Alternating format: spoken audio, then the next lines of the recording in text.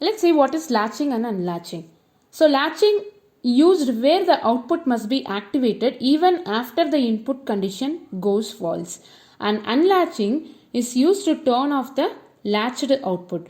So if you want to turn off the latched coil, obviously you should use the unlatching concept. Take a push button as an example. If your input contact is a push button, how you can make a output coil to turn on continuously, because push button is a momentary on. If you push, it will make a contact. If you release, it will break the contact. So by using push button, how we can make a coil to continuously turn on? So by using some logic, we can make it possible. So let's see what is that logic in software. So this is the contact. Normally open contact is there, and in example we have mentioned this as the switch. So what will happen? If I turn on, lamp will be on. If you toggle the switch again, your lamp will be off. And there is no particular contact we have in software. We are not having a push button contact in a software. So by using this normally open contact only, we need to make a logic for push button also. Imagine now this is the start push button.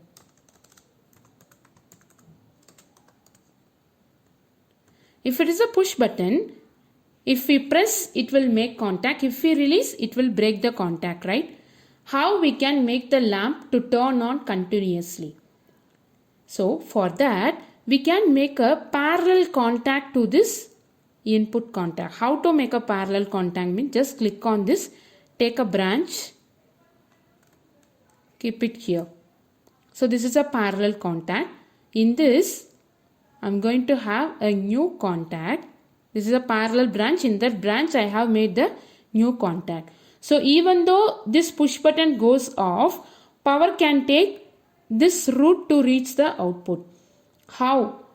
What we need to give to this contact address means we need to give the same address of our output. Now what will happen? Even though your input is off, power will take this route to flow, right? So let's check it in a simulation.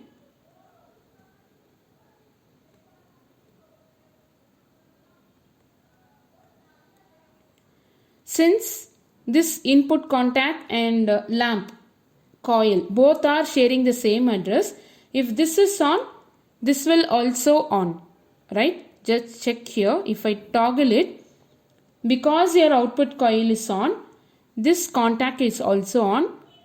Both are sharing the same address. If you turn off,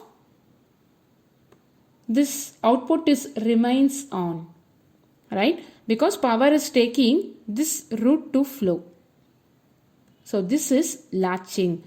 So how we are making a latching using the concept means we are putting a parallel contact to the input. So this is also called a seal-in contact. That means we are making a latch contact in parallel with the input contact. Which one we are going to turn off? Which one is going to act as a push button? Parallel to that, we need to connect the contact and with the same address. So this is latching. Now check how to make this lamp to go off, right? Obviously in a program we need to turn off the lamp at some stage. In certain stage we are in need to turn off the lamp. Now how we can make it? By using a unlatching concept. So to make a unlatching, we need to have one more switch, not a switch, one more push button we need to have, and that is called as stop push button.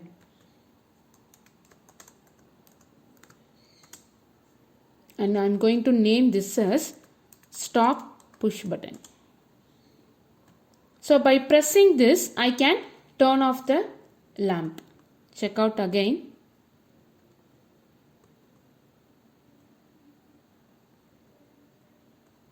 If I press, output is on. Even though if I turn off, your output is on. This one is latching, we have seen.